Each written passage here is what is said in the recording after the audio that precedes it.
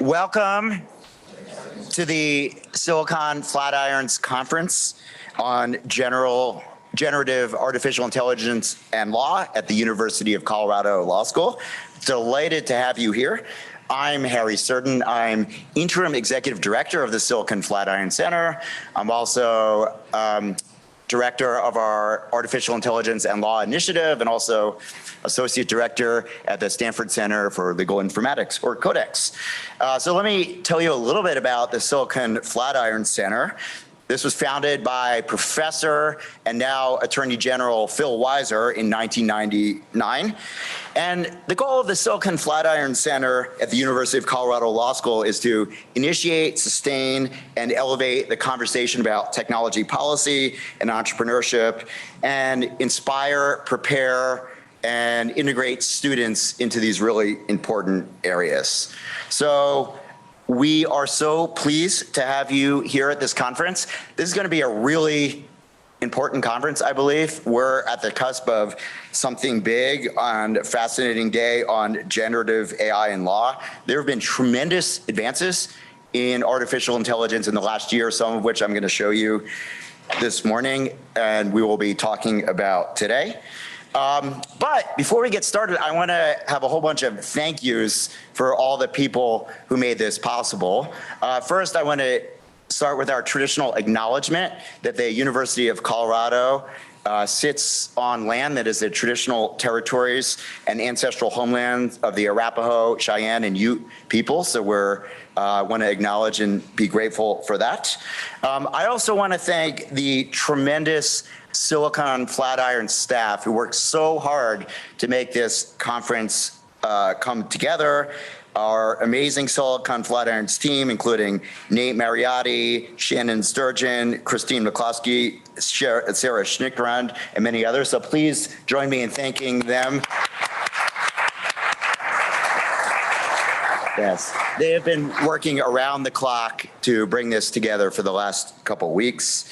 I want to thank all the Silicon Flatirons supporters and community who are here, many of which who have been with Silicon Flatirons for quite a long time.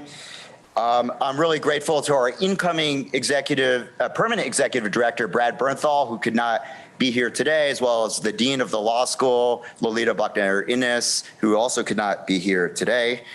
I'm grateful to the law school faculty and staff and our faculty directors at Silicon Flatirons, many of whom are here today. Our expert panelists for flying in far and wide to come.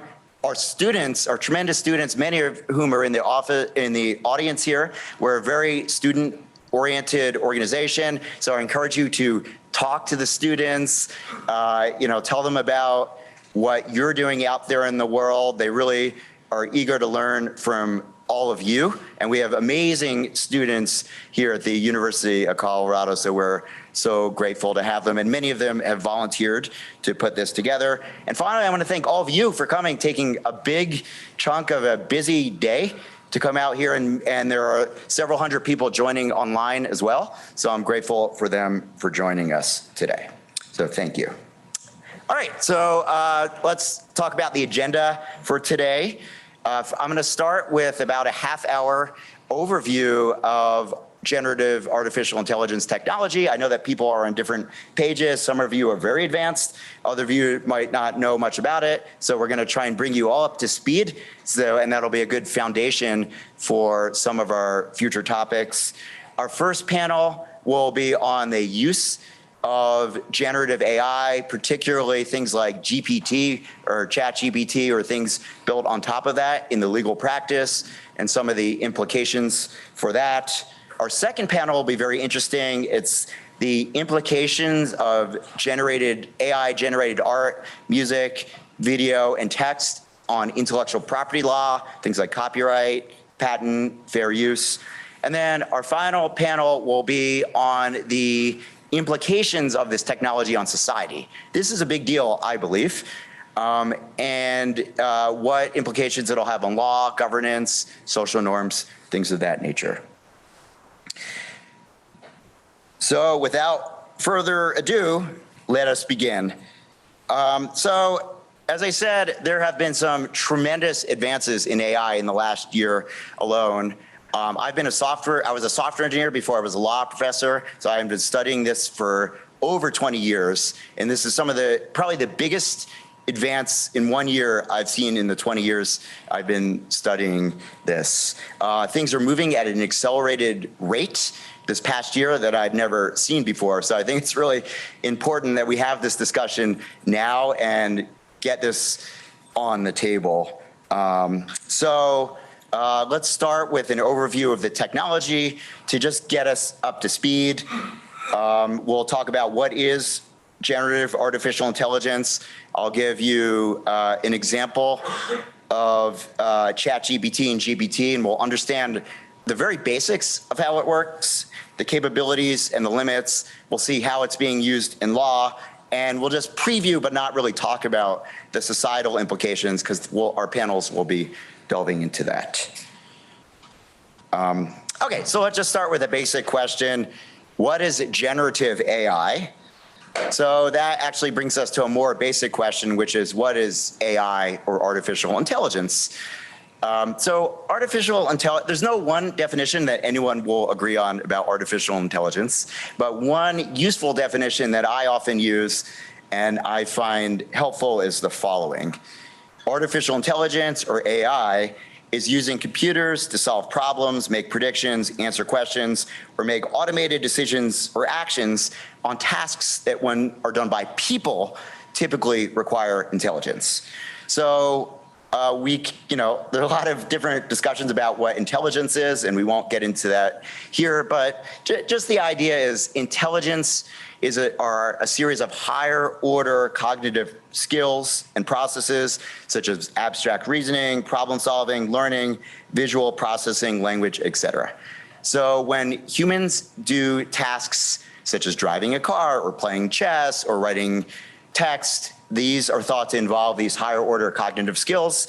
So when a computer does any of these tasks, even though they do it very differently, we call this an artificial intelligence task. Okay, so what is generative AI? Generative AI is kind of a subset of artificial intelligence tasks focused on generating outputs that are normally associated with human creativity. These are things like art, music, text, video. So AI can be used in lots of different ways, driving cars, playing chess. So one subset of this is generating human creative content. So if you'll notice the logo there, I'm not an artist, but I generated that, not because of my artistic skills, but we will see through AI software that helped me generate that. I could never have generated that on my own. So let's see an example of this. This is software known as Midjourney, and I just prompted it to create the Mona Lisa in the style of Pixar. So this is an incredible, here, watch that again. Anyone can have availability to this.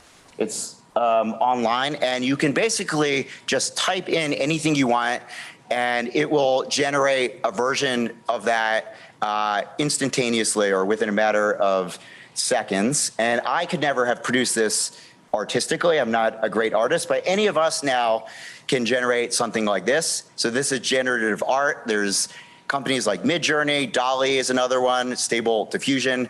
There's a bunch of these out there. So it kind of raises the question, who is doing the generating of the art? It's certainly not me. All I did was type that in.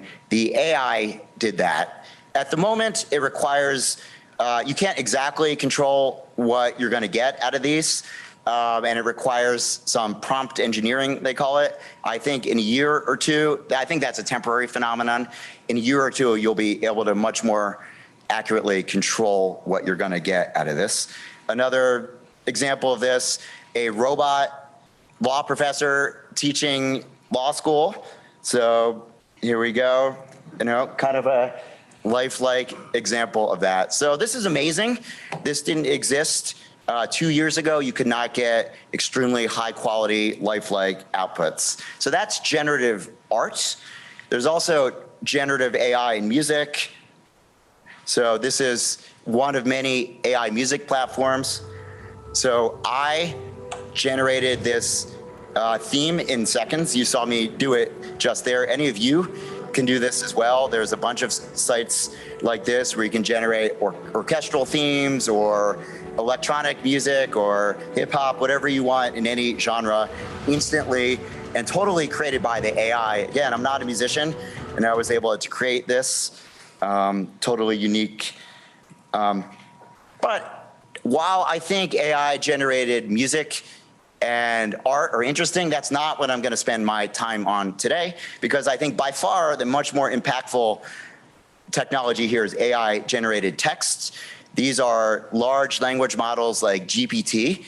And the reason I will show you why they're much more impactful, because they have to do with information processing, knowledge generation, which is the foundation of everything else.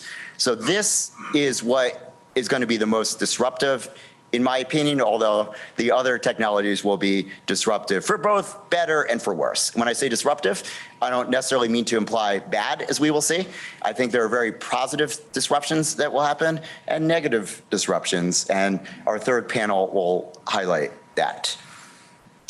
Okay. And in case there are questions, we will be having an opportunity after the first panel to have some questions. So please hold your questions until then. All right, so let's just dive right in. I want to bring you guys up to speed. There's a lot of terminology out there, GPT, ChatGPT, large language models. What does this all mean? So just starting out, ChatGPT is a chat-based interface to an actual underlying technology called GPT. So we're going to talk about GPT, but chat is just one of many ways you can interact with this underlying technology called GPT, which we'll talk about in a second. GPT was originally developed by a company named OpenAI as just a text generator, something that's capable of doing fiction writing or story writing, but it actually turned out to be much more. But let's just see a silly example of what most of us. Let me just see who has played with ChatGPT here in the audience. So yeah, so maybe like 80% of you. And most of us have used it for kind of silly things like this. So I asked it to write a limerick about how great CU Law School, University of Colorado Law School is. And, you know, in Boulder, where mountains stand tall, lies a law school revered by them all. You know, it's pretty funny. It's kind of clever. So most of us have used it in kind of this humorous context. But it turns out it can do a lot more, we're going to see. It turns out that later versions of GPT could do much more than just generating text, and this was surprising to everybody. So let's just take a deep dive. This is an example of GPT-4 writing a merger agreement between two companies, something a lawyer or business person would work at. And I've looked at all the outputs. I've done over 300 experiments with GPT-4. And the quality of this I would rate as a first draft level of a first year associate, which is astonishing given what we saw in the past. Now, you wouldn't want to send this out in a deal right now, but you'd want to double check it. But the fact that it could produce a first year associate at a law firm first draft quality in 30 seconds is absolutely astonishing to me. Okay, so let's do an overview of GPT. What is that? It's a lot of jargon here. GPT stands for Generative Pre-trained Transformer, and we're going to break down each one of those words so we hopefully understand it. Okay, so let's look at the word generative. Generative refers to the fact that it's part of generative AI, which I said is designed to produce outputs like text or movies or music. In this case, it's text, as opposed to using AI for some other purpose like playing chess. So our generative AI, if you look at this animation here, uses AI just to predict the next word that is coming along based upon what you've prompted it or asked it, and also based upon what it has produced so far in the text. So it looks back at what it's produced and what you asked it, and amazingly, it is able to answer questions and do a lot of things that we'll look at in a second. But that's the word generative. The P is pre-trained. So this is really interesting, and this is kind of the secret sauce about, one of the secret sauces about how this works. So pre-training refers to the process of taking these AI algorithms, these transformer algorithms, and releasing them huge amounts of text. So GPT was exposed to a huge portion of the internet, over 2 million books, all the laws that were out there, and all sorts of other things. Their most recent version, they've been very secretive about what they released, what they trained it on. We don't actually know for GPT-4, which I'll talk about in a second, but huge amounts of text. And then what it does in the pre-training, this can take days or weeks, cost tens of millions of dollars, and it learns a couple of things. The first thing it learns in pre-training is how human language works in lots of different languages, whatever. So it learns, the relationships between nouns and pronouns, words that come after each other. But amazingly, we'll see, it also learns things like reasoning and other aspects that were unexpected. So because they are trained on billions of words, they are known as large language models. So LLM in a law school used to mean master of laws. These days, now it means large language model. So that's sort of synonymous with the group of these technologies like GPT. But there are others I should mention. There's another very good technology from a company called Anthropic called Claude Plus, which is an advanced version of their Claude. Google has Bard. So I'm mostly going to focus on GPT, in particular GPT-4, but just note that there's a family of these large language technologies that more or less do the same thing, but some are much more capable than others. And in my opinion, by far the most capable is GPT-4, which is we'll be focusing on today. The last word, T, is transformer. So what is a transformer? This was actually a special architecture for artificial intelligence neural networks developed by Google in 2017 in a famous paper called Attention is All You Need.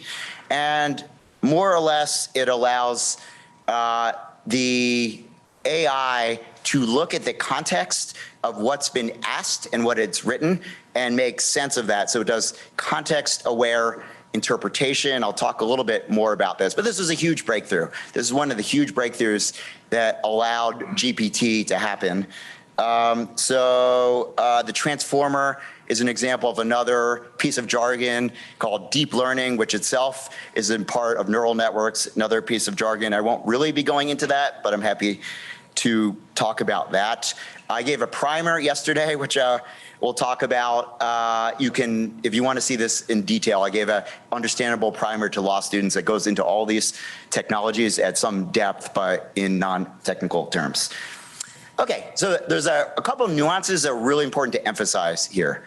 So again, I said OpenAI developed GPT based upon Google's transformer architecture. So OpenAI borrowed this technology, and they made several crucial improvements, really important contributions. So they really made a bunch of big improvements that we'll talk about here. One is called instruction fine-tuning. The other one's called reinforcement learning from human feedback. Don't worry about that for now. I'll get that in a second. The most important thing I want to highlight on this slide is that there have been 5 versions of GPT. GPT-1 in 2019, not that good. 2018. GPT-2 in 2019, okay. Finally, GPT-3 in 2020 was really good at generating text, but as we'll see, it was not really good at doing other things like problem solving. The big advance we'll talk about here was ChatGPT, which most has used in November of 2022. That was a huge breakthrough, which involved instruction, fine-tuning, and reinforcement learning, 2 things we'll explain in a second. And then the biggest thing I want you to pay attention to is GPT-4, which came out just last month in March of 2023. This is the model that all of my examples are using, and it's really important not to confuse the free version with this version, which is only available to paid subscribers. So everything I show you here, you can replicate at home as long as you use GPT-4 and don't use the free older version, GPT 3.5. People get confused by this all the time. And then GPT-4 is a huge advance over the free version that most of you are using. So I just want to make that clear. And you can recognize that if you see the green icon for ChatGPT, it's the old 3.5. If you see the black icon, it's ChatGPT using GPT-4. So ChatGPT, if you pay for it, can access either the most advanced GPT-4 or the older models, whereas the free version is only the older 3.5. That's a really important nuance that people miss. Okay, so why am I so excited about this and also a little quite scared about this? It's important to understand as an AI researcher like myself, the huge leap that took place just last year from the beginning of 2022 to the end of 2022. This was a giant leap. So as I said, GPT-3, this text generator, was pretty good when it was released at generating text, kind of lifelike stories or press copy and things like that. But they were not that good at doing other things like generating legal documents or solving problems or answering questions. In fact, they were pretty bad about that.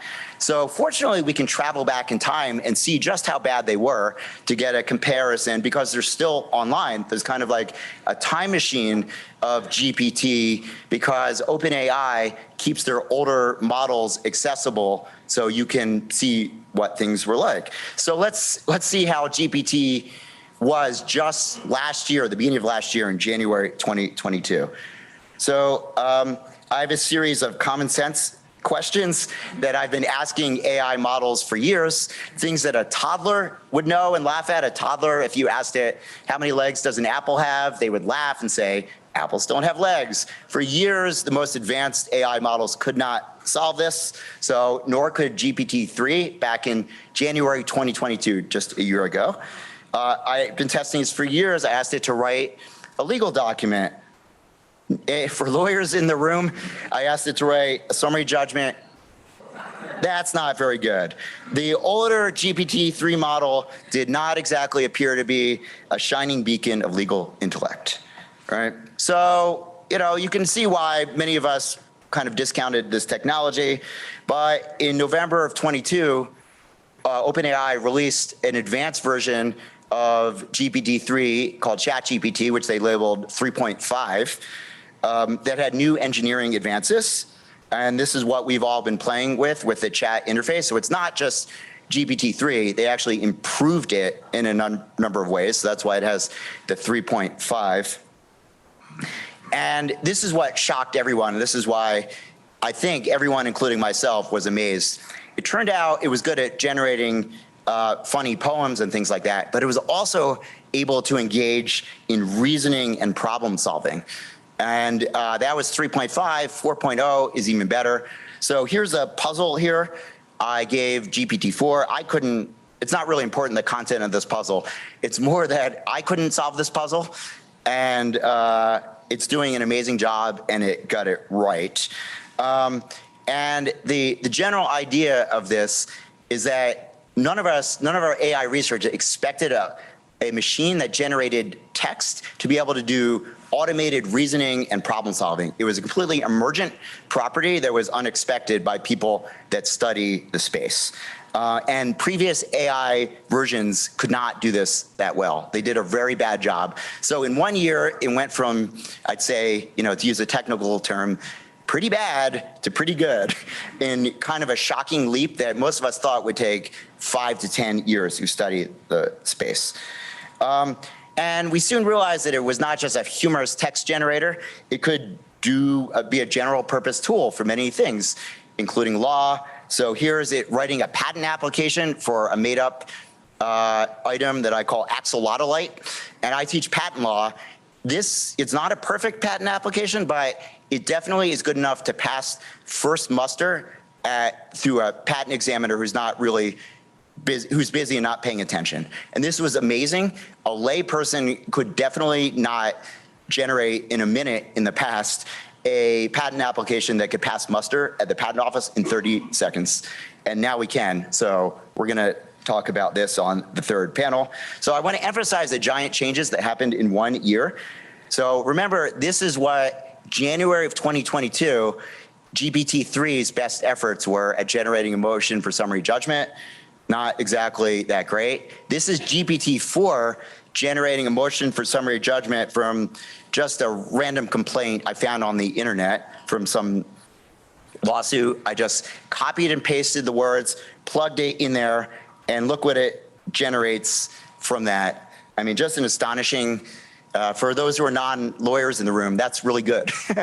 That's, again, the level that a first draft from a first-year associate. Now, you wouldn't want to turn this in again to the judge without double checking, and but you wouldn't want to turn in a first-year associate's draft either without double checking. So it was able to cite the law, cite the relevant laws. I didn't feed it any of that. Okay, what about the Apple question? How is it doing about that? The old GPT-3 said an apple has 4 legs, very confidently. Let's look at what GPT-4, the most advanced, says. How many legs does an apple have? Okay, well, that's pretty impressive. It's giving a detailed explanation. It knows that an apple doesn't have legs. All right, let's push it a little bit further and start seeing if it has kind of a world model, if it can figure out what happens with apples. So I asked it to what happens if a person takes an apple from a bag, a second person takes it from the bag, goes in the other room, and the first person hears chomping sounds. What will the first person think happened to the apple? So if you think about what's going on there, it has to kind of get in the mind of the first person and figure out what chomping sounds is implying, and looking from the perspective of the first person. This is incredible. You'll see it figured out from the perspective of the first person what they would believe, that the first person believes that the second person is eating the apple. That is astonishing. No technology was able to do this, even close to this. I pushed it further. I asked it, if the apple belonged to person A who was intending to eat it, and then person B took it and ate it, what emotions would person A be feeling? And of course I got it, Person A would be annoyed. Again, that's astonishing. It had to do theory of mind, put itself in the mind of the person and figure out what the emotions were. Then I pushed it one more step. I said, imagine 5 minutes from this scenario, where's the most likely place this apple would be, right? And it figured it out, It's partially in the stomach of the person eating it, but it depends on how fast he's eating it. Some might be in the person's hand, some might be on the plate, some might be in the chat. So it had to have this imaginary scenario, put itself in the mind of these imaginary people, and then project forward in the future of this imaginary scenario, taking into account what happened. So all of you can do stuff like this if you have access to GPT-4. Nothing I'm showing here is magic.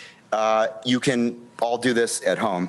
So this is why I believe that GPT is one of the biggest breakthroughs in AI in the last 20 years, maybe more, and especially GPT-4, I want to emphasize, not just ChatGPT, which already was good. So I'm just going to give you an overview of how GPT-4 works, but I'm not going to go into all of this, thankfully. If you want to learn how in-depth it works, go to my primer, which is online. Yesterday I did a student primer. I'm just going to highlight a couple of things that we should pay attention to, which I think are new. One thing to pay attention to is something called transfer learning. So this is something that's kind of been a dream of AI for years. It never really worked. So the general idea is, in the past, most AI systems were kind of narrow. They would do 1 or 2 things, identify cat pictures or play chess or do 1 or 2 things specifically tailored to that output. But there was this idea, like, could we create something that's more general that could transfer knowledge from one area to another? And they've basically done a version of this with GPT. So GPT-4 is trained on this giant corpus of words, billions of words, learns these patterns. You can think actually of GPT-4 as having compressed a huge portion of the textual output of humanity numerically. That's kind of mind-blowing. But that, GPT 3.5 has 175 billion parameters, they call it, which are kind of the encodings of the text. GPT-4, we don't know, but it's rumored to be over 1 trillion. And that is really a compression of some portion of humanity's textual output, knowledge, and reasoning processes compressed in trillions of numbers, which is kind of amazing. But this is what transfer learning, if you train a model that can learn language generally and learn reasoning, you can set it on lots of different tasks, including legal, what have you, medical. That's just a general point. This has kind of been a dream for years of AI and hard to get. So one thing I want to point out too, I forgot to mention, when I use words like understand and general, I use it metaphorically. I don't want to anthropomorphize this technology. It's still a machine. There's no evidence it's alive or sentient. I'm just using kind of shortcuts. It doesn't really understand the way we do. It understands in a sense that it's responsive, responds appropriately to the instructions, and previous models didn't respond appropriately to the instructions. So I just want to make that clear. So I'm using some shortcut language, but I don't mean to imply there's a little human living in there. Although it's basically a simulation machine, it's able to do extremely good simulations of humans. And that's what happened with, if you follow the AI Wall Street Journal reporter interaction with Bing. So just a quick highlight. One of the big engineering advances that made this happen was something called instruction fine-tuning that OpenAI did. So apparently, we didn't realize this, but the GPT-3, which was producing the kind of bad output, had this capability lurking in it all along. It just took some clever engineering to extract it. So that's basically what OpenAI did through something called instruction fine-tuning.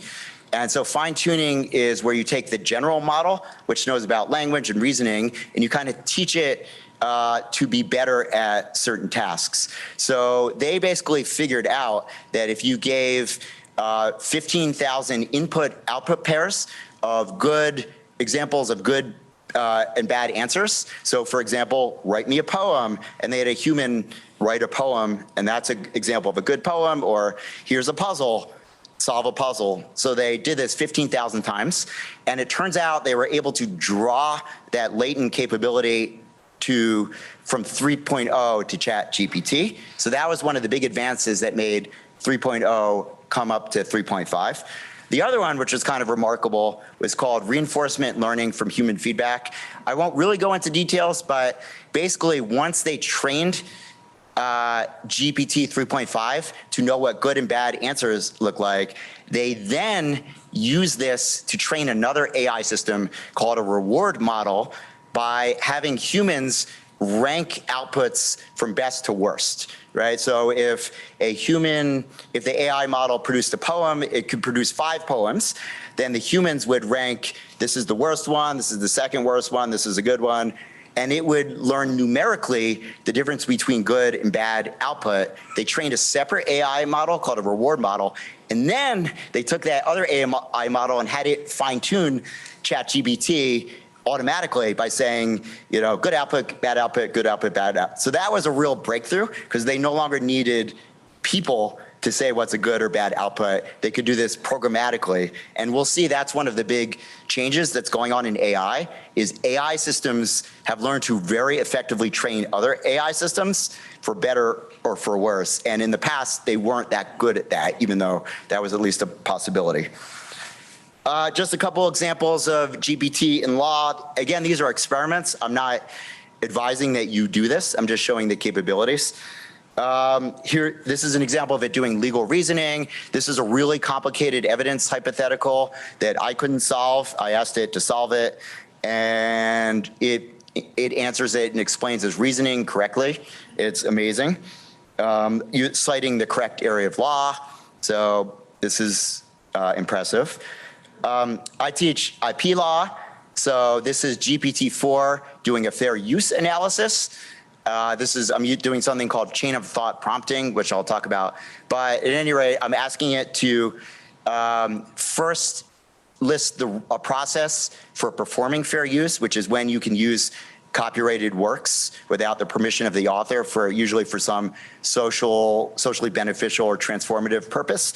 And then I asked it to compare Weird Al Yankovic's song Eat It to Michael Jackson's song Beat It, and it did an amazing job. So this is typically thought of as, kind of a hard problem to do because it's very subjective. So it did a nice job. But GPT is not perfect. Let me explain. There's a lot of problems, so I'm going to talk a lot about its limitations. It engages in what are known as hallucinations, so it sometimes makes up facts. So that's a problem in law, right? Facts in law are important.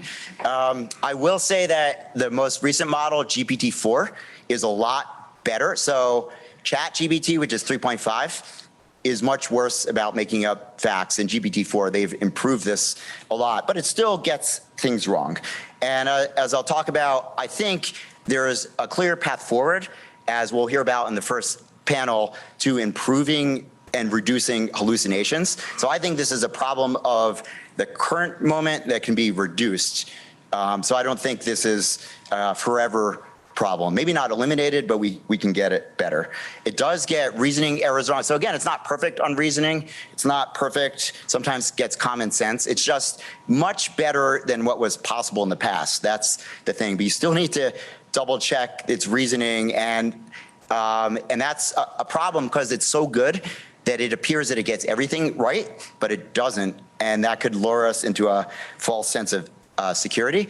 So here's an example where it missed nuances that my best law students would get. It's kind of like at the level of an okay law student, but not my best law student. So this is kind of a nuance that only IP attorneys would get at, where I asked it to help classify Netflix trademark, and the details are not important, but GPT-4 got it wrong, but then I gently corrected it, and then it got it right, so it's open to correction.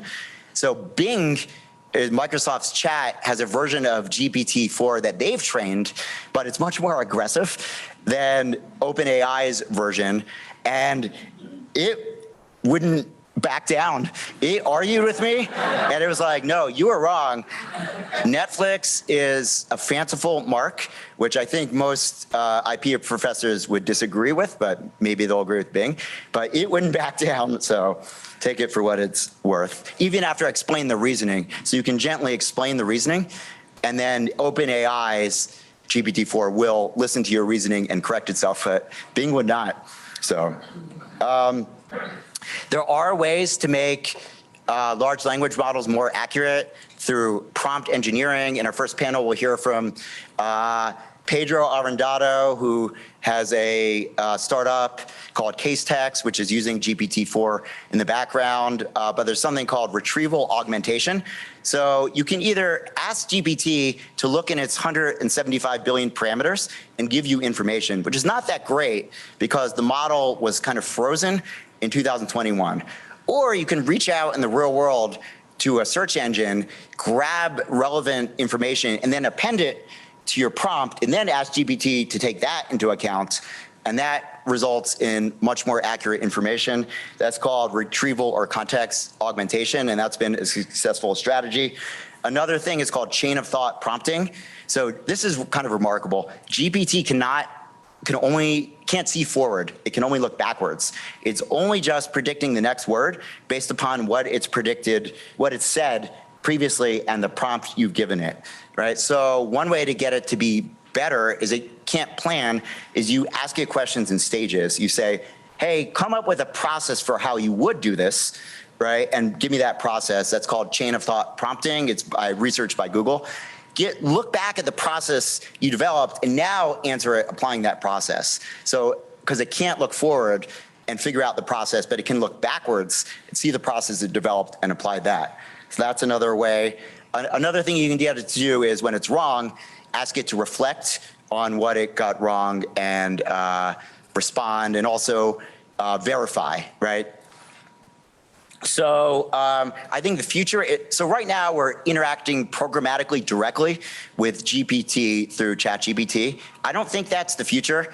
I think there's going to be an interface like Pablo's company, Casetext, in between the user and the model that does all this smart stuff so the user doesn't have to do it. It gets the right information, it verifies it before it gives it to the user. I think we're just in a moment where this is early technology, and right now we're kind of interacting with the model directly, but I think in a year or two, some of these problems will go away.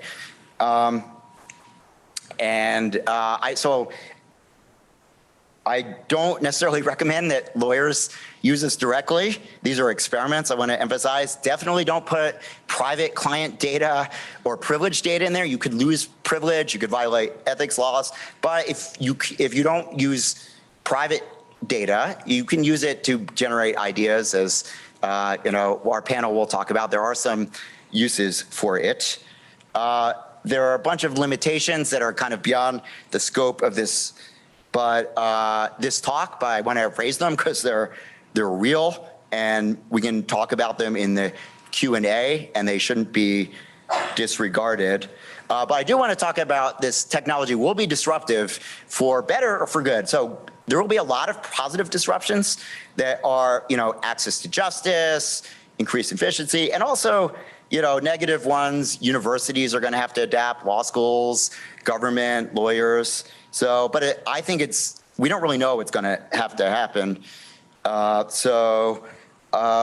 think there's a lot we need to learn, and we'll learn from our terrific panelists. So speaking of our terrific panelists, in a minute, we're going to bring up our first panel, where we're going to talk about the practice of law, ChatGPT, and other AI advances. Well, we'll hear people who are on the ground using large language models in law. So I think it's kind of amazing, for better or for worse.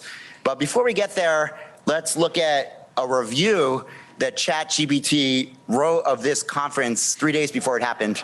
So I asked it to write a positive review, and then I just cut and paste the website, and so let's see what it said. Wow, an unforgettable experience. The organizers left no stone unturned. This is amazing. So I can only hope that we live up to ChatGPT's expectations with this conference. Thank you very much.